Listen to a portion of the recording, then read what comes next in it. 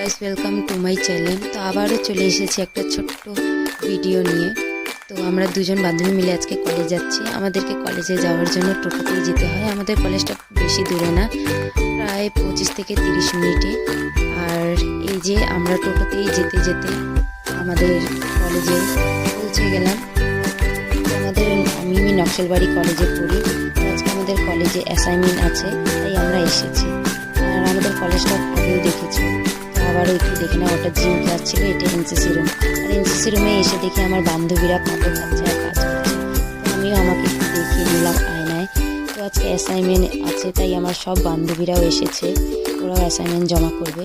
তো আমার অ্যাসাইনমেন্ট জমা দেওয়া এখন হয়ে গেল, সেটা তোমাদেরকে দেখাতে পারিনি। অ্যাসাইনমেন্ট জমা দেওয়ার পরে আমরা এখন আবার বাড়ি চলে যাচ্ছি।